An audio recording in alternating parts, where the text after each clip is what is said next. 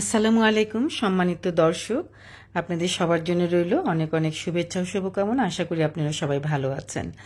বন্ধুরা, আজকে আমার ভিডিওর দেখে বুঝতে পাচ্ছেন যে আমি আজকে কি নিয়ে কথা বলবো।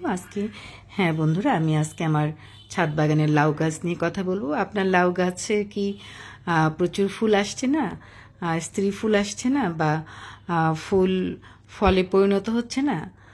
তাহলে আপনি আমার ভিডিওটা আজকে দেখতে পারেন। আমি কিভাবে গাছের যত্ন নিই সেভাবেই আপনি যদি আপনার গাছের যত্ন নেন তাহলে আপনার লাউ গাছও কিন্তু প্রচুর পরিমাণে লাউ ধরবে। কি খাবার দিলে প্রচুর লাউয়ের ফুল আসবে, কিভাবে ডাল কাটিং করলে স্ত্রী ফুল বেশি আসবে, সেই সব সম্পর্কে কিন্তু আজকে আমার এই ভিডিওতে কথা বলবো।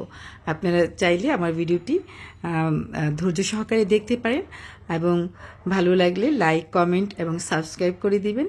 বেল আইকনটি টিপে দেবেন যেন নতুন ভিডিও আসার সাথে সাথে তার নোটিফিকেশন আপনাদের কাছে পৌঁছে যায়। তাহলে বন্ধুরা শুরু করা যাক। আমি কিভাবে কাজ করছি দেখেন। আমি কিন্তু লাউয়ের কচি ডগা কেটে দিচ্ছি। লাউ গাছে যখন 12 পাতা থেকে 14 পাতা হয়ে যাবে তখনই কিন্তু লাউ গাছে প্রথম 1G কাটিংটা করে দিতে হয়। এতে করে যেটা হয় যে ব্রাঞ্চগুলো আসবে সেই ব্রাঞ্চে কিন্তু স্ত্রী ফুল এবং পুরুষ ফুল দুটোই আসবে।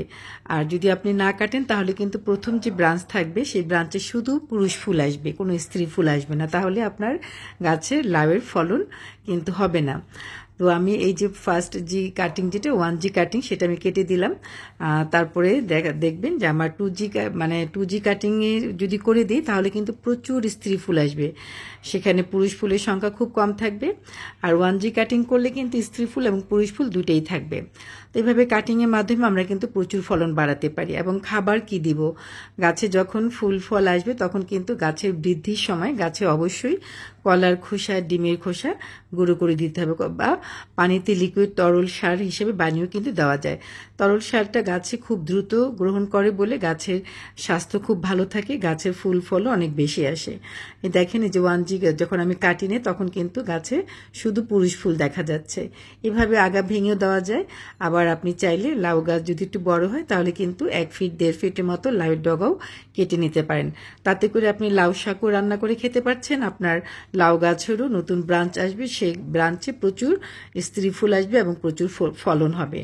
আর যদি মাছি পোকার আক্রমণ হয় তাহলে কিন্তু ফেরেমন ট্র্যাপ ইউজ করতে পারেন, হলুদ ইয়েলো স্টিকি ট্র্যাপ ইউজ করতে পারেন। আমি যেটা করি, যেহেতু আমরা ছাদ বাগানে আমরা নিজেরা এই শাক খাবো এবং লাউ খাবো, তাহলে বিষ প্রয়োগ না করে, বিষ স্প্রে না করে আমরা কিন্তু ফেরেমন ট্র্যাপ ব্যবহার করি হপার পোকা ধ্বংস করতে পারি, ফল ছিদ্রকারী পোকাগুলোকে নষ্ট করতে পারি। আর গাছের খাবারে যদি কলার খোসা, ডিমের খোসা, ছাই এগুলো দিয়ে যায় তাহলে কিন্তু প্রচুর পরিমাণে ফলন আসবে। তাছাড়া আমরা যদি আমাদের ঘরের মাছ ধোয়া পানিটা যদি দেই তাহলে যে ব্লাড মিল যেটাকে বলে, সেটা কিন্তু লাউ গাছ কিন্তু প্রচুর পরিমাণে ব্লাড মিল পছন্দ করে। মাছ ধোয়া পানিটা যদি আমরা লাউ গাছে, ভাতের মাড়, চাল ডাল ধোয়া পানি এগুলো যদি দিয়ে যাই তাহলেও কিন্তু লাউয়ের গাছের স্বাস্থ্য খুব ভালো থাকবে এবং সুস্থ গাছ থেকে প্রচুর পরিমাণে কিন্তু আমরা ফল পেতে পারি। আপনি এভাবে চেষ্টা করে দেখুন। এবং হাতে পরাগায়নটা করে দিতে হয় লাউ গাছে, যেহেতু লাউ গাছের ফুলটা বিকেল বেলা ফুটে, বিকেল 4টা থেকে নিয়ে সারা রাত এবং ভোর 8টার মধ্যে কিন্তু হাতে পরাগায়নটা করে দিতে হয়। বেশি বেলা উঠে গেলে তখন পরাগায়ন নষ্ট হয়ে যাবে, সেই পরাগায়ন করে দিলেও কিন্তু সেই ফুল থেকে ফল হবে না। তাই আমরা 8টার আগেই, 8টার মধ্যেই আমাদের হাতে পরাগায়নটা শেষ করতে হবে। আর আমরা যদি বিকেল 4টার পরে ফুল ফুটে যায় তাহলে কিন্তু আমরা 5টা 6টার দিকেও আমরা হাতে পরাগায়ন করে দিতে পারি, তাতে খুব ভালো ফলন আমরা পাবো। বন্ধুরা, এইভাবেই আপনি আপনার ছাদ বাগানের লাউ গাছের যত্ন নিন, তাহলে প্রচুর ফলন পাবেন। বন্ধুরা, আজকের ভিডিওটি যদি আপনাদের ভালো লেগে থাকে তাহলে প্লিজ লাইক, কমেন্ট এবং সাবস্ক্রাইব করে পাশে থাকবেন। বেল আইকনটি টিপে দিবেন যেন নতুন ভিডিও পাওয়ার আসার সাথে সাথে তার নোটিফিকেশন আপনাদের কাছে পৌঁছে যায়। আর সুন্দর সুন্দর কমেন্ট করে আমাকে অনুপ্রাণিত করবেন।